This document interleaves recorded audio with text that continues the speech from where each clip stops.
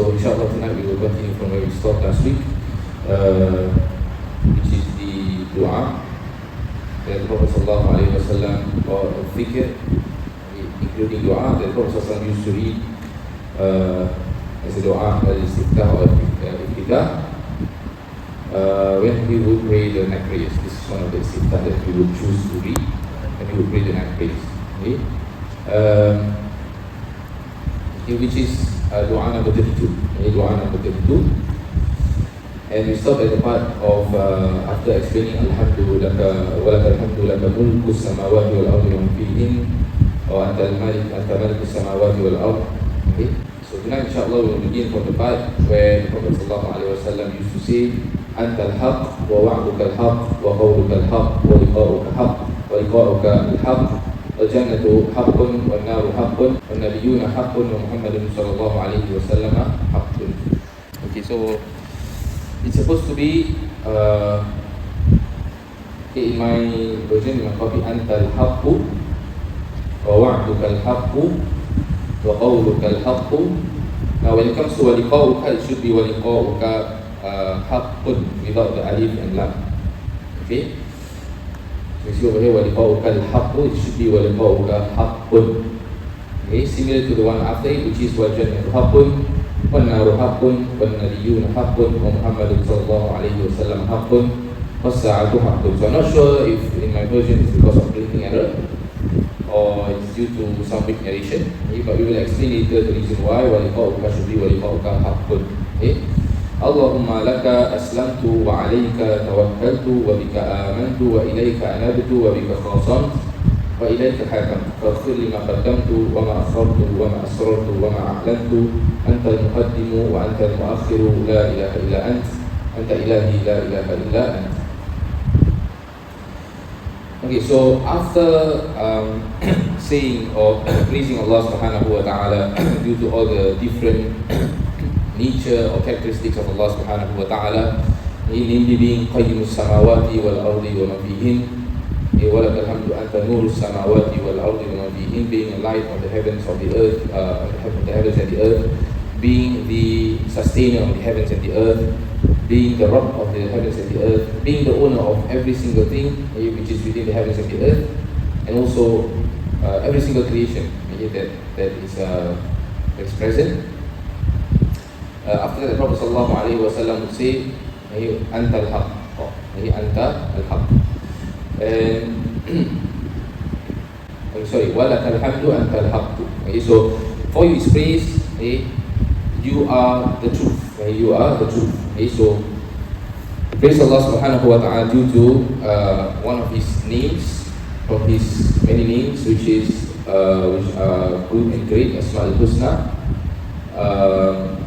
And the meaning of it is that you are the one whom there is no doubt in you, and there is no shak, no roy. Which means no doubt, there is certainty in Allah subhanahu wa ta'ala. There's no doubt in His nature, no doubt in His names and attributes and His characteristics, no doubt in His nature that He is the Rabb, He is the Lord, no doubt in His Lordship, no doubt in His divinity, no doubt in the fact that He deserves to be worshipped, and worship alone is for Him. And therefore, He is the one who is worshipped with truth, truthfully or in truth, and that there is no others who deserve to be worshipped in truth besides Him. And the reason for this is because He is the truth, and all His names and attributes is true, all His actions and all His speech is true, and His religion and His legislation is true, and what He has informed, all of them are the truth, and His promise is true, His meeting is true, and that the supplication or da'watul haq, the true supplication, true calling is to Allah subhanahu wa ta'ala. When you call upon, or when you are in need, you make a dua and you ask your need, for example, it is only for Allah subhanahu wa ta'ala. That is the true form of supplication, that is the true form of calling. You don't call to any other than Allah subhanahu wa ta'ala. And therefore, only to Allah subhanahu wa ta'ala is worship. And this is illustrated in the Quran. For example, in Surah Al-Hajj, verse number 62, Allah subhanahu wa ta'ala mentions ذَلِكَ. All of that which has been mentioned before this verse number 62, is due to the reason بِأَنَّ اللَّهَ هُوَ الْحَقِّ. that Allah is the truth. وَأَنَّ مَا يَدْعُونَ مِن دُونِهِ, and that which others call upon besides Him, it is falsehood. It's not the truth, it is false. هُوَ الْبَاطِلُ وَأَنَّ اللَّهَ هُوَ الْعَلِيُّ الْكَبِيرُ. And Allah subhanahu wa ta'ala said in another verse, لَهُ دَعْوَةُ الْحَقِّ وَالَّذِينَ يَدْعُونَ مِن دُونِهِ لَا يَسْتَجِيبُونَ لَهُم بِشَيْءٍ إِلَّا كَبَاسِطِ كَفَّيْهِ إِلَى الْمَاءِ لِيَبْلُغَ فَاهُ وَمَا هُوَ بِبَالِغِهِ وَمَا دُعَاءُ الْكَافِرِينَ إِلَّا فِي ضَلَالٍ. Surah Al-Ra'd, verse number 40. True calling is Allah subhanahu wa ta'ala, because He is the one who can fulfill what you ask from Him. And if you ask from other than Allah subhanahu wa ta'ala, those who ask from other than Allah subhanahu wa ta'ala, they don't fulfill whatever that they ask from them. Even a single small little thing. And they are like people who extend their hands, or extend their palms to water, or basically to withhold water in their palms, but they cannot drink from it, which means that they are trying to drink, but it doesn't reach their mouth. This is the example that Allah subhanahu wa ta'ala gives to those who call to other than Allah subhanahu wa ta'ala. Those who call to other than Allah subhanahu wa ta'ala. So you are basically astray. You think that you get what you want, but you are not getting it at all. You are just turning around in circles. You are trying to get the water to reach your mouth, but it's never reaching. And you think that it will reach one day, but it will never ever reach. But when it comes to Allah subhanahu wa ta'ala, it is not the same case. He will fulfill it definitely, and immediately, when the servant asks from Him. And then the Prophet ﷺ will say, وَوَعْدُكَ الْحَقِّ. And this means that Allah subhanahu wa ta'ala is the one who is true in His promise. He who is true in His promise, and that He will not لا يخلف الميعاد. He will never break his promises. And in this statement, وَوَعْدُكَ الْحَقِّ, there is indication of faith to Allah subhanahu wa ta'ala, that Allah will always reward and fulfill the rewards of His chosen ones. Everything that He has promised them, in terms of blessings, in terms of gifts, in terms of goodness, in terms of karamat in the dunya and in the akhirah. And that's why Allah subhanahu wa ta'ala mentions in Surah An-Nisa, وَالَّذِينَ آمَنُوا وَعَمِلُوا الصَّالِحَاتِ, verse number 122, سندخلهم جنات تجري من تحتها الأنهار خالدين فيها أبدا وعد الله حقا. Those who believe and do righteous deeds, we will ensure that they will enter the paradise or the gardens in which the rivers flow beneath them. They will abide eternally therein. Abada وعد الله حقا. It is the promise of Allah which is the truth, which is the true promise of Allah subhanahu wa ta'ala. وَمَنْ أَصْدَقُ مِنَ اللَّهِ قِيلًا. And who is more honest than Allah subhanahu wa ta'ala when it comes to speech? And Allah subhanahu wa ta'ala mentions in Surah Ar-Rum, وَعْدَ اللَّهِ لَا يُخْلِفُ اللَّهُ وَعْدَهُ وَلَكِنَّ أَكْثَرَ النَّاسِ لَا يَعْلَمُونَ. It is the promise of Allah, whatever that He has mentioned, and He will never break His promise, but most people do not understand this fact. And that is why they go through their lives not having strong hope and faith that Allah subhanahu wa ta'ala will fulfill His promises. But those who are chosen by Allah subhanahu wa ta'ala, those who are very close to Allah subhanahu wa ta'ala, those who have those who are intellectual and they understand the truth, they say in the Quran, for example in Surah Al-Imran verse number 9, رَبَّنَا إِنَّكَ جَامِعُ النَّاسِ لِيَوْمٍ لَا رَيْبَ فِيهِ. Oh Allah, You are the one who will gather everybody. Oh Rabb, You are the one who will gather every single person in us on the day that there is no doubt in it. إِنَّ اللَّهَ لَا يُخْلِفُ الْمِيعَادِ. Indeed, Allah will never break His promise. And what are they talking about over here? They are talking about the gathering of Allah subhanahu wa ta'ala of the people in the day of judgment. They are not talking about dua over here. That means they are not asking Allah subhanahu wa ta'ala, but they are understanding the fact that when Allah mentions something, it is the truth, and when Allah promises that something will happen, it is the truth, whether it's a bad thing or whether it's a good thing.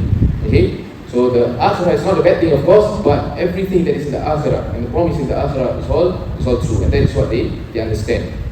And you see that they say Inna Allah la yukhliful mi'ad. In some other verses as well, or at the end of Surah Al-Imran, they also say Rabbana wa atina ma wa'adtana ala rusulik.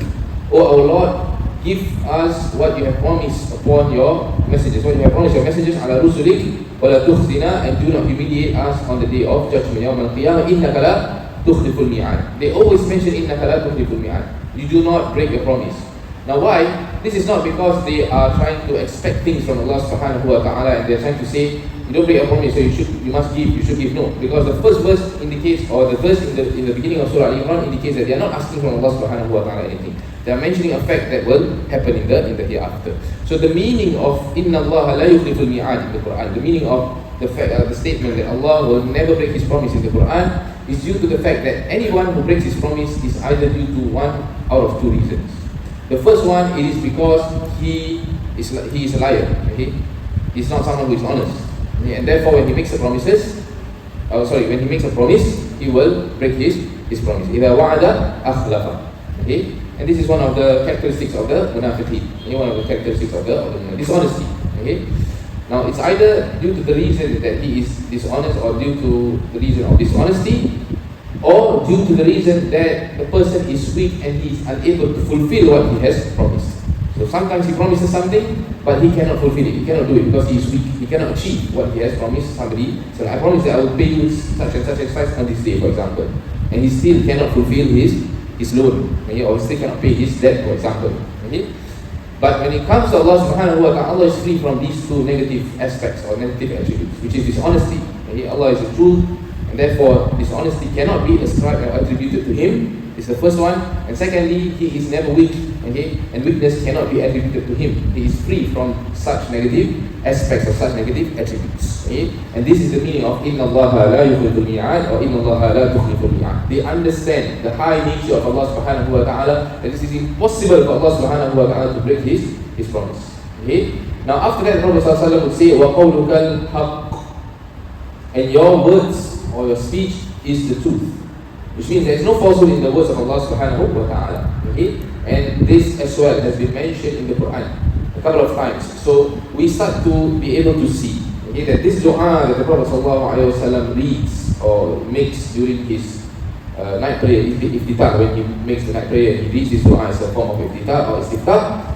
It is due to his very strong understanding of the Quran. Okay? And this causes us to always develop this strong relation with the Quran, because it will open up your understanding. Doesn't matter if you just read it, because as you go through many verses, you repeat the verses again, you will see the pattern. Okay? And you will see that Allah subhanahu wa ta'ala establishes many different points in the Quran. Point A, point B, point C. These are very, very important things. And when you start to apply things in your life, and you start to do things, and you start to approach things with certain ways, for example, akhlaq, morals, adab, for example, or make certain dua, or make certain interactions, and you will start to realize, especially if you have a relationship with the Quran, that the true interactions are always according to what is found in the Quran. Okay? So, for example, over here, it is not an example only from the Prophet sallallahu alaihi wasallam. Okay? This dua is not only just an example of the Prophet sallallahu alaihi wasallam, but it also reflects the understanding of the Prophet sallallahu alaihi wasallam of the meanings of the Quran. Okay? And this is why you see in the Quran Allah subhanahu wa ta'ala mentions Al-Haqqu min Rabbik fala takunanna minal mumtarin, Surah Al-Baqarah, verse number 147. The truth is from your Lord, and therefore do not be from amongst those who argue and debate or basically go against the truth. Okay? Mumtarin. And Allah subhanahu wa ta'ala mentions in Surah Al-Baqarah, verse number 26, فَأَمَّا الَّذِينَ آمَنُوا فَيَعْلَمُونَ أَنَّهُ الْحَقُّ مِنْ رَبِّهِمْ. And Allah subhanahu wa ta'ala mentions about the example that Allah subhanahu wa ta'ala would give from His speeches. Okay? So for example, in the Quran, Allah gives the example of the bee. That is Surah Nahl. The spider, for example, and many other examples in the Quran. In Surah Al-Baqarah, Allah subhanahu wa ta'ala mentions that Allah is able to give any sort of example. Okay? What is the verse again? Inna Allah la yastahi an yadriba mathalan ma. Allah is not embarrassed to give any kind of example, even if it is as small as a mosquito. Ba'udatan fama fawqaha, or bigger than that. Okay? And it's not a matter of whether it is big, or whether it's something that you see amazing, whether it's something you see as very small and you look down on it. That is not the point. But the point is, can you see the message inside it? Can you see the point, or can you see the example of Allah subhanahu wa ta'ala, the sign of Allah subhanahu wa ta'ala in it? Okay? Ba'udatan fama fawqaha. Now for those who believe and have faith, they will say that this is a sign from Allah subhanahu wa ta'ala.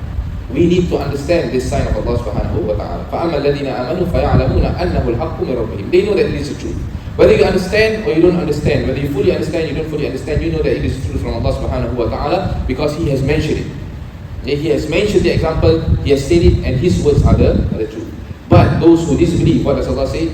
وَأَمَّا الَّذِينَ كَفَرُوا فَيَقُولُوا, they will say, مَاذَا أَرَادَ اللَّهُ بِهَذَا مَثَلًا. What does Allah want from this example? Funny, this is just a mosquito, something that we see every day, something that we just kill when we, it disturbs us, for example, we fog and, things like this. It's something that we don't really give attention to, and it can apply to other things as well. But the point over here is your mentality and your approach when it comes to the things around you. You must understand that the things around you in your life are all examples from Allah subhanahu wa ta'ala. And this does not mean that in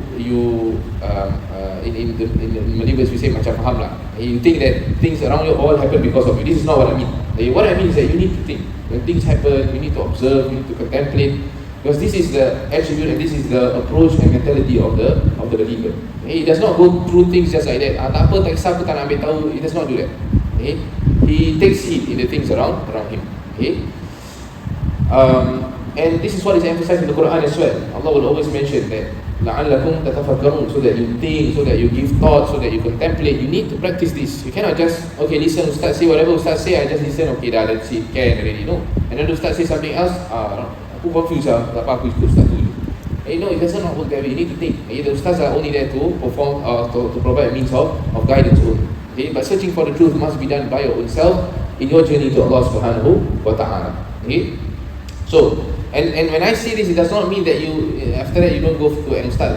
On the other, you go to the other end of the spectrum, whereby you say, well, no, I can understand the Quran by myself, I can understand the religion by myself, I don't need Ustad also make mistake. No, that's not what I mean. You still need to learn from a proper teacher, from a person who knows the religion, who understands the religion, but you cannot depend on him to the point that you depend on the Messenger of Allah sallallahu alaihi wasallam. That whatever that he says is the truth, and whatever that other people say, if it goes against him, they are wrong. It does not work that way. That is not how you seek and search for the truth. And that's why Imam Malik rahimahullah, he says every single person, his opinion can be taken or rejected. Kullun yu'khadhu min qawlihi wa yurad, except for this person in the grave, which is the Prophet Muhammad sallallahu alaihi wasallam. And this is Imam Malik. Means he also referring to himself. This means me myself included, because I say everybody except for him sallallahu alaihi wasallam. And this is how you seek for the truth. You seek for the truth. You cannot be too in the Malay words is or in Arabic words is called ta'assub, fanatical about certain opinion. You must be open-minded and open-hearted. This is the approach of the believer. So Allah subhanahu wa ta'ala mentions وَأَمَّا الَّذِينَ كَفَرُوا فَيَقُولُونَ مَاذَا أَرَادَ اللَّهُ بِهَذَا مَثَلًا يُضِلُّ بِهِ كَثِيرًا وَيَهْدِي بِهِ كَثِيرًا. Then Allah says, Allah guides whomever He wills with this example. Allah lets whomever He wills to be astray from the same example. So you choose. You want to be from amongst those who are guided, or you want to be from those who are astray. Because it's not, the point is not about how small or how big, or whether the example matters or it doesn't matter. No. It is about whether you can find the truth in the things that you see around you.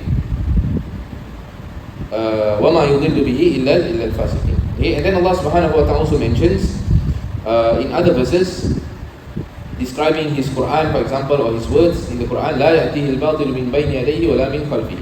No falsehood will come and enter it, which means that it's fully concentrated with truth. There's no falsehood that you can find in the Quran. And that is why تَنْزِيلٌ مِنْ حَكِيمٍ حَمِيدٍ. And the reason is because it comes from Allah subhanahu wa ta'ala. And that's why Allah subhanahu wa ta'ala mentions in another verse, in Surah An-Nisa, verse number 82, أَفَلَا يَتَدَبَّرُونَ الْقُرْآنَ وَلَوْ كَانَ مِنْ عِنْدِ غَيْرِ اللَّهِ لَوَجَدُوا فِيهِ اخْتِلَافًا كَثِيرًا.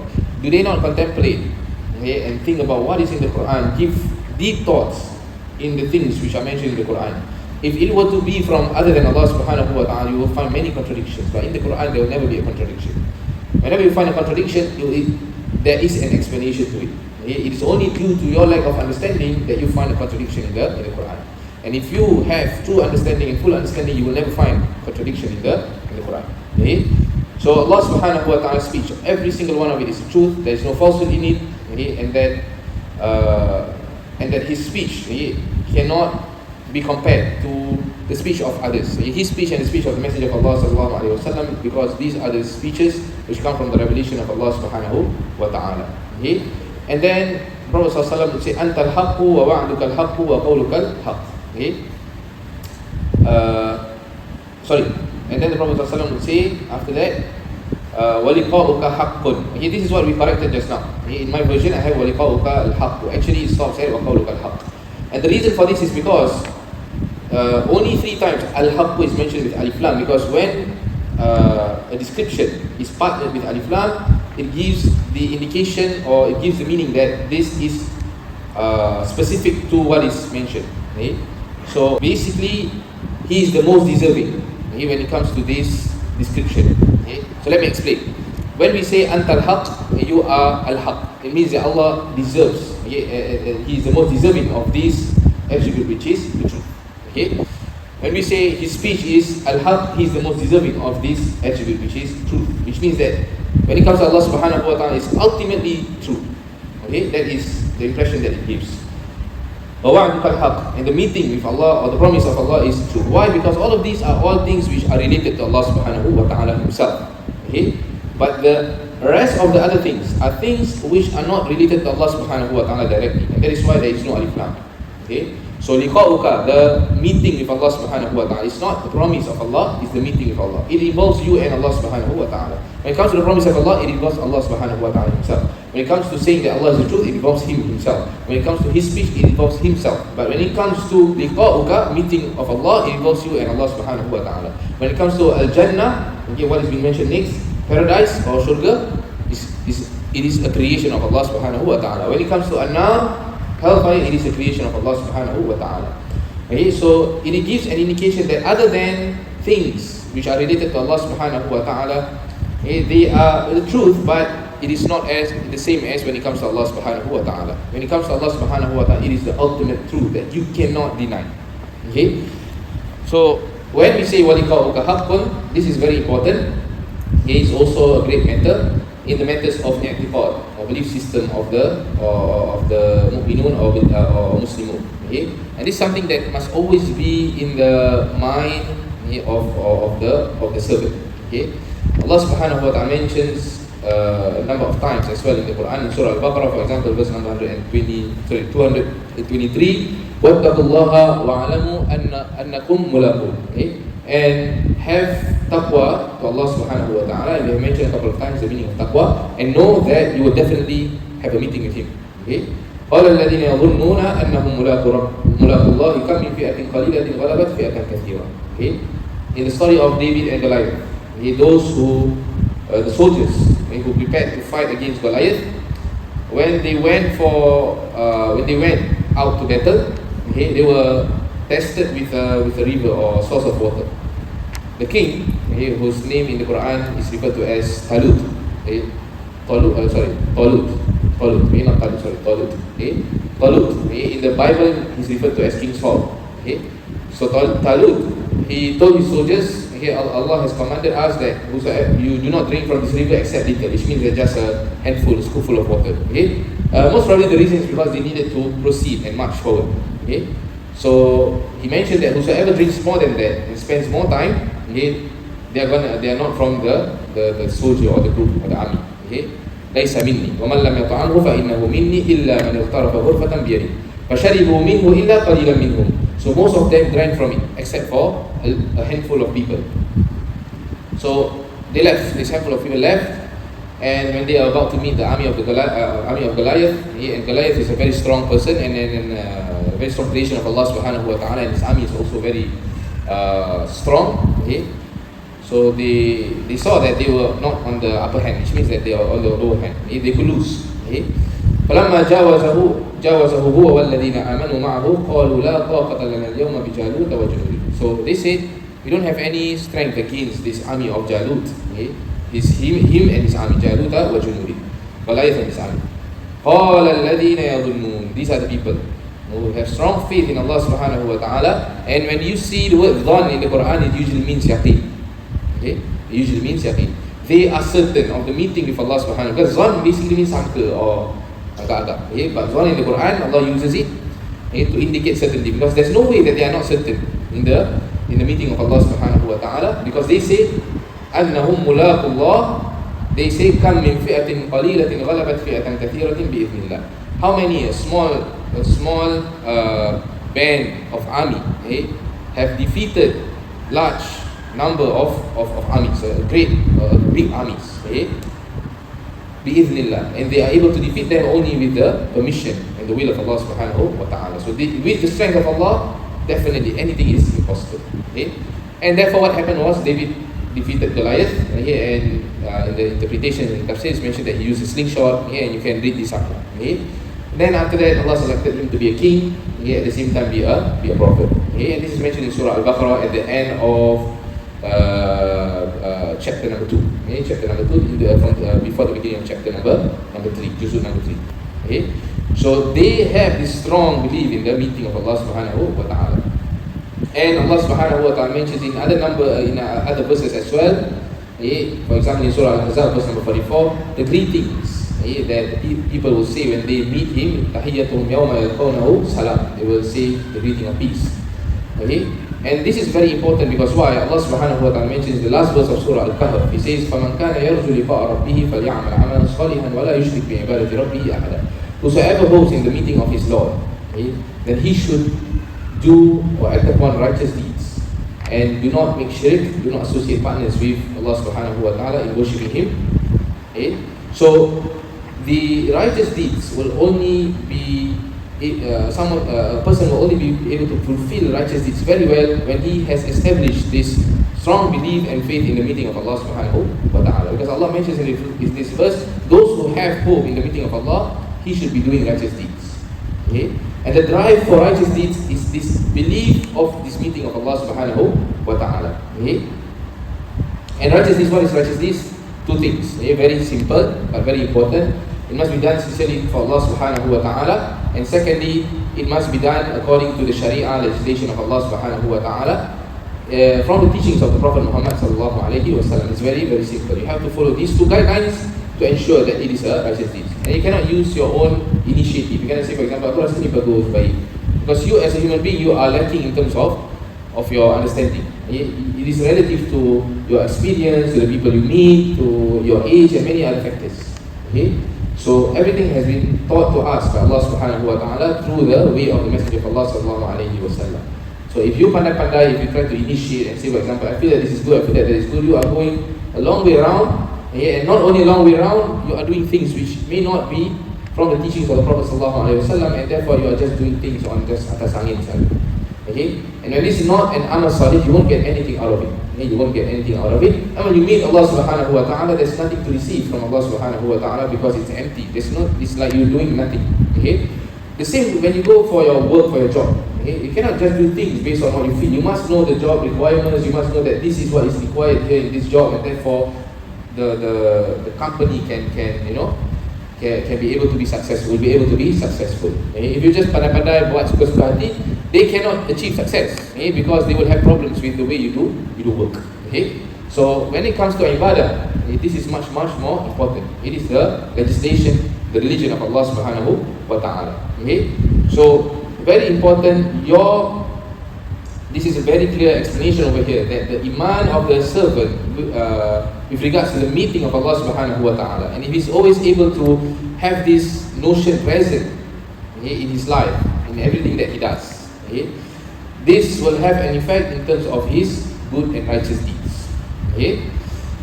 And this is what has been recorded, okay, in the Quran when Allah subhanahu wa ta'ala, people of paradise, they will say, قَالُوا إِنَّا كُنَّا قَبْلُ فِي أَهْلِنَا مُشْفِقِينَ. When we were with our families on earth, we were always fearful of this meeting with Allah subhanahu wa ta'ala. So when they finally meet Allah subhanahu wa ta'ala, فَمَنَّ اللَّهُ عَلَيْنَا وَوَقَانَا عَذَابَ السَّمُومِ. Allah protected them from the punishment of the hellfire. Why? Because their fear pushed them to be able to achieve righteous deeds. Okay? To achieve righteous deeds. Okay? And a much more clear example in Surah Al-Haqqah, okay, Allah subhanahu wa ta'ala mentions those who receive the book, the record book from the right hand, they will say, وَأَمَّا مَنْ أُوتِيَ كِتَابَهُ بِيَمِينِهِ فَيَقُولُ هَاؤُمُ اقْرَءُوا كِتَابِيَهْ. And the person who is receiving his record book from his right hand, he will be confident when he meets Allah subhanahu wa ta'ala on that day. Why? Because he knows the nature of his life when he was in the dunya. He knows that he was doing and he was striving in things in the dunya. Okay? So this is actually very good example is the examination that you have when you are in schools. Okay? If you prepare for your examination, right? Even if the examination is going to be very difficult, you will know at least you're going to pass. Okay? you'll definitely know at least you're going to pass. It's only a matter of whether you get a higher mark or just pass mark or somewhere in between. Okay? But you know you won't fail. You know that, okay, inshallah pass. Okay? You know. Okay? But if you don't prepare, right, don't do anything at all, you sit for the exam, what will happen? You will be fearful, right? You will say, I don't want to open my report book. I don't want to know. Never mind lah. Just let whatever happen. I just don't want to see. I'm very, very scared. Okay? And this is just the dunya. This is not even the akhirah. And it's a very exact, similar example. Same thing. When a person has prepared for his examination, he will want to look at his marks. He will wait for the day, he will say, for example, I'm excited to know my marks how much. And then he will be excited to know his friend's marks also. Okay? So the same goes to the example that Allah mentions in Surah Al-Haqqah. He says, Ha umuqra'u kitabiyah. Go read. I want to know. My book, what is inside? Okay? Muqra'u kitabiyah. Inni warantu anni mulaqin hisabiyah. Okay? I'm already certain that I will meet this account whereby it's going to be good. Okay? Mulaqin hisabiyah. فَهُوَ فِي عِيشَةٍ رَاضِيَةٍ. And then Allah subhanahu wa ta'ala mentions the rewards that he will be receiving on the day of judgment. Okay? So this is related to وَلِقَاؤُكَ حَقٌّ. Okay. Is it close to Isha yet? Okay, if it's left 5 minutes, remind me. Okay? 5 minutes, remind me so I can mention something which is very important. Whether we end or whether we don't finish up the dua. Okay, after that we say wal jannatu haqqun, or the Prophet says wal jannatu haqqun wa naru haqqun. And paradise is true and the hellfire is true. Okay, so in this statement there is iman, faith in both paradise and the hellfire. Now although this is also included in the meeting with Allah subhanahu wa ta'ala, right? And the promise of Allah subhanahu wa ta'ala, they are mentioned specifically because of a number of reasons. Okay? And every time in the Quran, or most of the time in the Quran, every time Allah mentions about paradise, Allah will mention together with it hellfire. Okay? وَعَلَى اللَّهُ الْمُؤْمِنِينَ وَالْمُؤْمِنَاتِ جَنَّاتٍ تَجْرِي مِنْ تَحْتِهَا الْأَنْهَارُ خَالِدِينَ فِيهَا وَمَسَاكِنَ طَيِّبَةً فِي جَنَّاتِ عَدْنٍ وَرِضْوَانٌ مِنَ اللَّهِ أَكْبَرُ ذَلِكَ وَالْفَوْزُ الْعَظِيمُ. And then Allah mentions, so in another part of the same surah, Surah Tawbah, وَعَلَى اللَّهُ الْمُنَافِقِينَ وَالْمُنَافِقَاتِ وَالْكُفَّارَ نَارَ جَهَنَّمَ خَالِدِينَ فِيهَا. So in a part in Surah Tawbah, in the first part, Allah mentions Allah has promised the believers the paradise, and Allah describes the paradise. Okay? In another part, Allah says Allah has promised the munafiqeen, the hypocrites, the munafiqat, the kuffar, the disbelievers, hellfire, Jahannam, and they will abide eternally therein. And Allah mentions the nature and characteristic of what they will face in the hellfire. Here, حَسْبُهُمْ وَلَعَنَهُمُ اللَّهُ وَلَهُمْ عَذَابٌ مُقِيمٌ. Okay? Now, why are they mentioned specifically over here in this dua, although it has been mentioned generally before? Okay? In the saying, وَوَعْدُكَ الْحَقُّ. Okay? This is to emphasize that there is no doubt in the two of these creations of Allah subhanahu wa ta'ala. Okay? And that this is the abode, Jannah is the abode of those who are righteous, the abode of the supporters of Allah subhanahu wa ta'ala, and the hellfire is the abode of the enemies of Allah subhanahu wa ta'ala. And Allah mentions this, there is this pattern which is repetitively seen in the Quran. Okay? You can read Surah Al-Tahrim verse number 6, verse number 7 in the series, okay? And many other verses as well. Now this is the first point, why Jannah and Nar is mentioned specifically. Second is to emphasize or is to indicate belief that they are already present at this point of time when we are living. They are already created. Okay? It's not that they will be created later or when the day of judgment occurs. No. Okay? So Allah subhanahu wa ta'ala mentions in Surah Al-Imran verse 133, وَعِدَّتْ لِلْمُتَّقِينَ. The paradise has been prepared for the muttaqin. وَعِدَّتْ لِلَّذِينَ آمَنُوا بِاللَّهِ وَرُسُلِهِ in Surah Al-Hadid. Okay? The paradise has been prepared for those who believe in Allah and His messengers. Allah mentions about the hellfire وَعِدَّتْ لِلْكَافِرِينَ in Surah Al-Baqarah verse number 24. It has been prepared for the disbelievers. وَعَتَدْنَا لِمَنْ كَذَّبَ بِالسَّاعَةِ سَعِيرًا. And we have prepared for those who deny the hereafter, the sa'ah, the moment of the day of judgment. We have prepared in the sa'ir, which is the hellfire in Surah Al-Furqan. Now next important thing, why they are both mentioned, is to establish belief that everything that has been described in terms of the Jannah, that is found in the book of Allah and the Sunnah of Prophet sallallahu alaihi wasallam, must be believed in.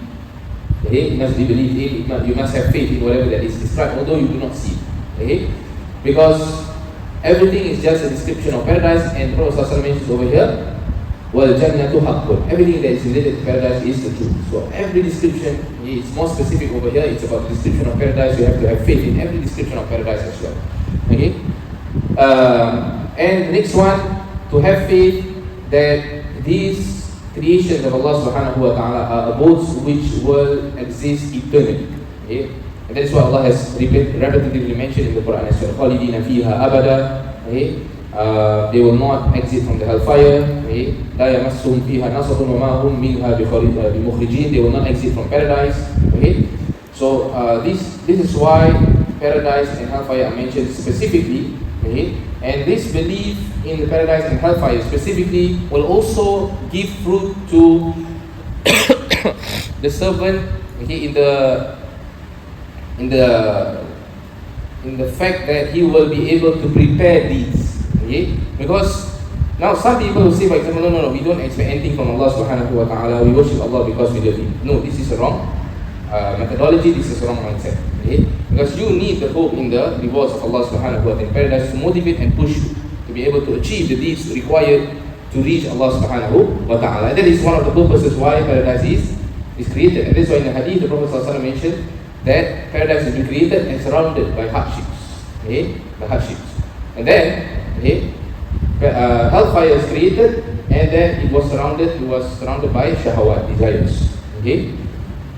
So when the person has strong understanding and strong faith in terms of the hellfire and paradise, okay, it will help develop his mindset to always have a certain preparation in terms of deeds, okay, to make him closer to paradise and to let him be further away from the hellfire. And this is the meaning of the dua of Prophet sallallahu alaihi wasallam. Allahumma inni as'aluka al-jannah. I ask paradise, and I don't just ask paradise just like that. Okay, وَمَا قَرَّبَ إِلَيْهَا مِنْ قَوْلٍ وَعَمَلٍ. And what will let me close to it in terms of deeds and speech. What will make me closer and closer to it in terms of deeds and speech.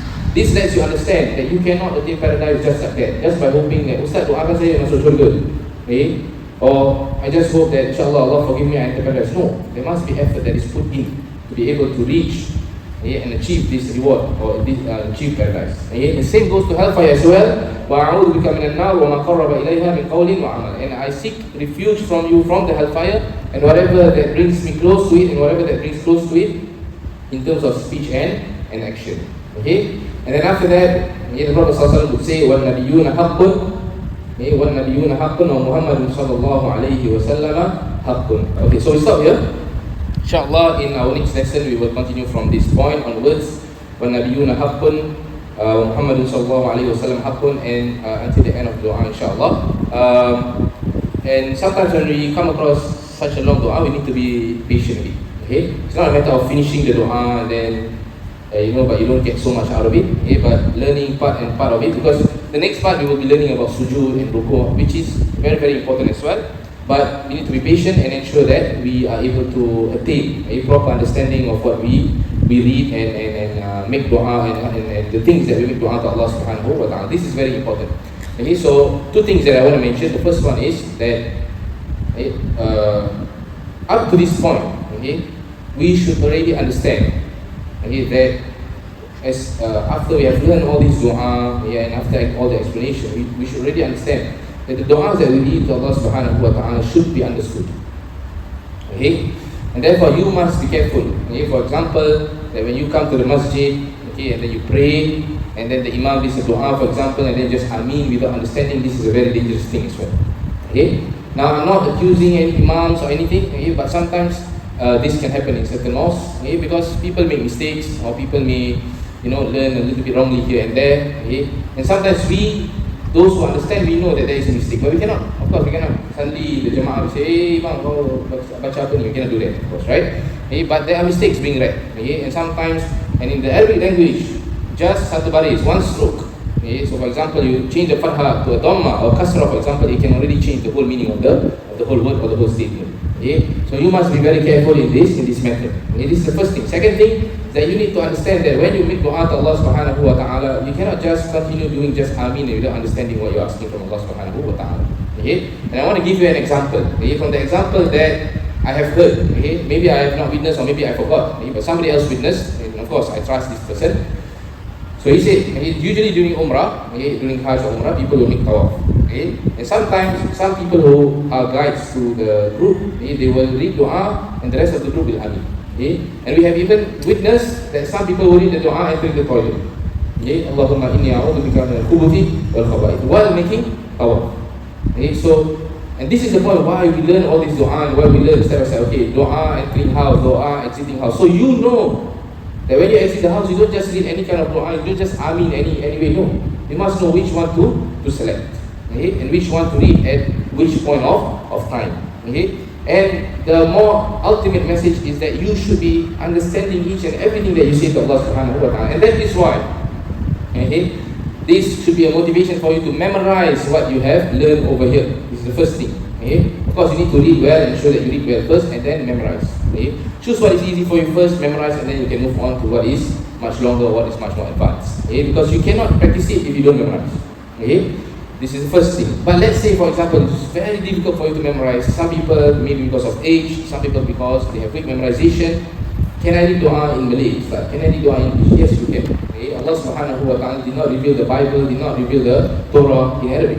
He only revealed the Quran in Arabic. And whatever that he described of the Torah and the Bible or the Gospel and whatever other books and whatever the other prophets mentioned, okay? It's all translation to Arabic. Okay? But it has been expressed by Allah subhanahu wa ta'ala in the most eloquent manner. What they have said. The Prophet Isa alayhi salam speak Arabic? No, he did not speak Arabic. Okay? Prophet Ibrahim speak Arabic? No, he did not speak Arabic. But in the Quran you will see them, their speeches in the Quran all are in Arabic. Okay? So when you make dua to Allah, Allah knows and Allah understands every single language. Okay? But if you can make dua in Arabic, that is the best form and that is the best way. Okay? For those who know Arabic. Now this is the first thing that I want to mention. The second thing, very important as well, is that this dua that you read, okay, indicates to you that there is this renewal of faith. We mentioned this before. There is this recharge and you have to perbaharui iman. Okay, and this is something that is required every day. You can see the Prophet ﷺ wake up in the middle of the night, he establishes this and he mentions this. And the reason for this is because the believer, his source of actions and interactions are supposed to be from his faith. Okay, and therefore the first thing that you need to strengthen, okay, that's why even in the 2 rak'ahs before Fajr, the Prophet ﷺ would read in the first rak'ah, Qulu amanna billahi wa ma unzila ilayna wa ma unzila ila Ibrahim wa Ismail wa Ishaq, the verse in Surah Al-Baqarah, which establishes faith, wa nahnu lahu muslimun, and we are Muslims to him. Why? Because the believer's actions are all derived and taken and tapped, or you tap onto your faith, okay, for your righteous deeds. Okay? Righteous deeds are supposed to be derived from your faith. Okay? Now why do I mention this? Okay? Because not every deed that we do, it may not be something that is derived or taken or that is sourced from our faith. And that's why sometimes when we do certain things, do certain deeds, we start to lose track of our objective. Okay? I'll give you a very simple example. Now we are here in this gathering. Okay? Let's say one day all of you are not here, only some of you are here. Right? Would you still be here if your friend is not here? Right? You ask the question. Will you still be here if your friend is not here at the masjid? Will you still come to the masjid, for example? Or let's say for me, right? Suddenly there's only one person listening here. Will I still be teaching him? Or I will say, for example, tak ada orang nak belajar, tak payah sudah tutup kelas cancel. Okay? No, we don't do that. Why? Because of our sincerity to Allah subhanahu wa ta'ala. I'm not here for my friend. I'm not here because you are here. No, we are all here because of Allah subhanahu wa ta'ala. Okay?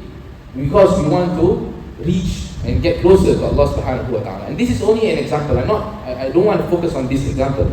Okay? I just want to mention this example because this is the example that we have right now. Okay? It applies to all sorts of examples. Sometimes you do certain good deeds. Okay? Along the way you start to give up. You say, Allah tak gunalah aku buat macam ni, orang ni tak tahu berterima kasih. Are you doing because you are hoping terima kasih daripada orang, or are you doing because of Allah subhanahu wa ta'ala, for example? Aku dah besarkan anak aku supaya dia macam gini. Does it really matter? No, because you are ensuring his growth and you're bringing him up because of Allah subhanahu wa ta'ala. And the same goes to the interaction of the child with the parent. The same goes to all sorts of interactions that we have and all sorts of deeds that we do. Okay, and that's why the Prophet ﷺ mentions in the hadith, Man kana yu'minu billahi wal yawmil akhir falyaqul khairan aw liyasmut. Wa man kana yu'minu billahi wal yawmil akhir falyukrim jarahu falyukrim dhayfahu fal. Those who believe in Allah and the last day, he should be someone who speaks good or keeps silent. This must be his attribute, his characteristic. Why? Because his faith requires him to do that, or will drive him to do that. And if he's not doing that, that means there's something wrong with his faith. It works vice versa. And that is why when you have established your faith in the beginning of the day or before you start your day, that will be the best thing to do, because that will be the source of your deeds. Because it's not a matter of doing good deeds, but it's a matter of doing good deeds because of Allah subhanahu wa ta'ala. How many deeds in a day that we do are actually for Allah subhanahu wa ta'ala? We do not actually really know. Sometimes even in our solat, it's because our parents ask us, pergi solat, kau bila nak solat? Okay? But we're not doing just because the time has already reached to pray, and it's because Allah has commanded us to pray. It could be. Okay? And therefore the intention may be weak. Okay? We do not say that it's not doing it for Allah, but it could be that the intention is weak. And it applies to all sorts of things. Okay? So this is very important, and this indicates to us that Aqidah is something that we need each and every day in our life.